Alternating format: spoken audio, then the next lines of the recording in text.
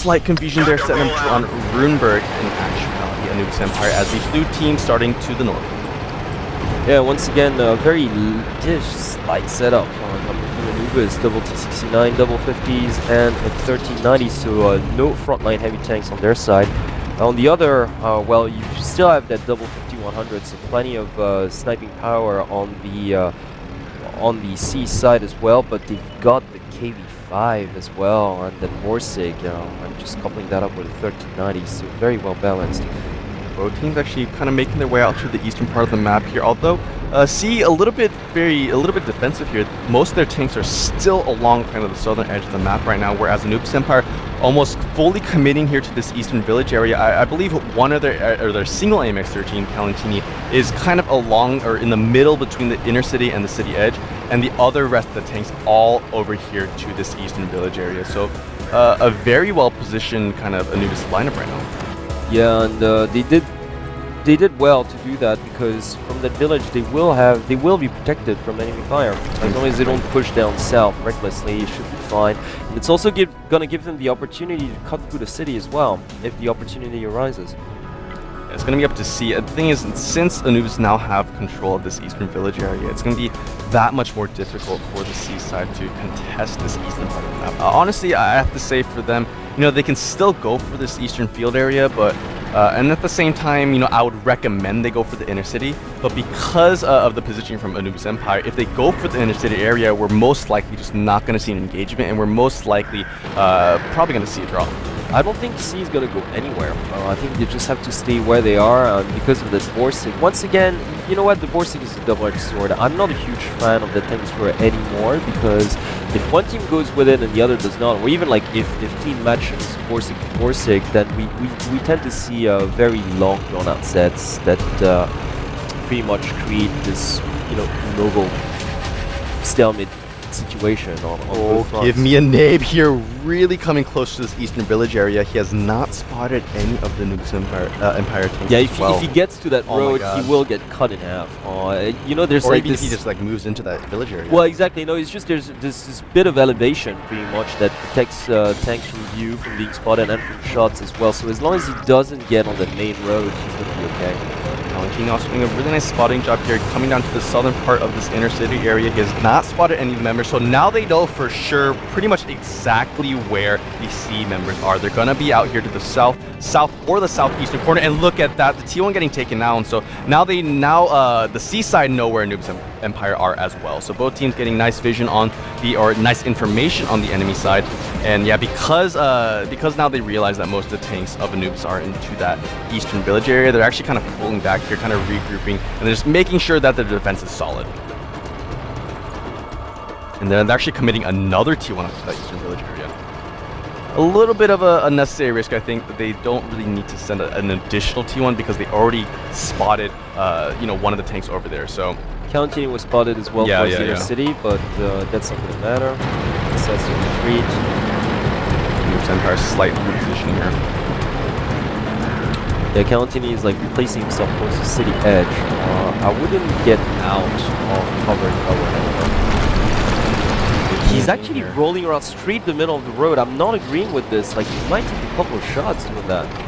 It's pretty risky. It's definitely a possibility here. I think they're just trying to maybe... Are they gonna push? This is insane. Maybe get Why would they push? Are they gonna push? Really? Are you serious? Are you serious? I mean, give me a name is like, okay, hiding. So basically, yeah, give me a name with the Borsig is inoffensive at this point. But let's not forget, like, the C side still has like double 50s 100, and yeah, landing a shot on Calentini already. Yeah, he managed to take out he went down. Wow. Well done. Well done. Oh, very nice shot. That's some retaliation from the autoloaders on the Anubis side, and yeah, mind you, they only have autoloader tanks. All 5 of them. Yeah, exactly. So, and although Anubis Empire, they're kind of pushing, they're still staying within this village area, and that's the right move here. Well, now that they've got the advantage, they certainly are not going to budge. I mean, I certainly hope they won't, though, because all they got to do is stay regrouped and just make sure that the Borsig doesn't have easy cracks at them. But even that Borsig took some damage too, so yeah, I don't really fancy the chances on the C side this time around. And look at that, very smart. Calentini, of course, the most mobile tank of them all, just going way to the eastern part, so he's going to try to flank a couple of tanks on the seaside. Very well done. Yeah, it's totally possible for him to just land a sneaky shot. There you go, and then get out of dodge. There you go. Oh wow. Yeah, Medias, he's trying to target that Borsig. He might get a shot here. He's targeting the Borsig. He just wants to get that Borsig out. Oh my god. He's got to be careful like that. Huge. Oh my god, he's gonna go down. I mean, that, no, Oh no. He's not gonna go down. He's fine. But see, like, yeah, that's nice retaliating, like, yeah, just on the other side. Wow. Okay, that's very nice response. Very from, clinical.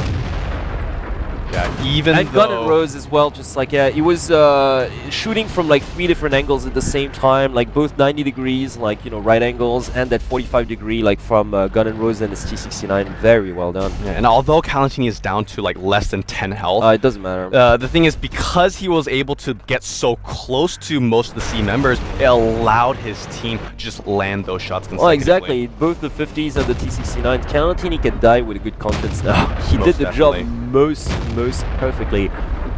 Even the initial scouting he did in the city was very, very useful for his team. Most definitely so, yeah. And look at that. Yeah, Anubis Empire going to be even a little bit more defensive here. That's what they got to do, because a couple of the tanks are quite low here, and they don't need to risk anything more to secure this set. Eventually, the CSAT are going to push onto them because they absolutely have to, unless they just want to give this set away. Well, and the Borsig is very low too. So the KV5. Yeah. So basically, just look at that. Kabuta is down to 254. One more shot would actually take care of it. Oh, maybe here. Oh, bouncing off his hull. Yeah. Bouncing again. Wow. Yeah, Give Me a Name is down to 542 as well. So finally landing. Yeah, just this is overwhelming victory. And Give Me a Name now, just Borsig all alone. He just has to watch his teammates. Yeah, it's a little bit sad, actually. Yeah, he's on the run now.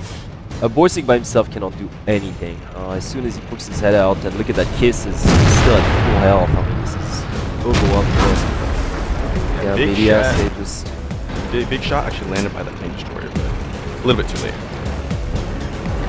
Yeah, they're being completely surrounded.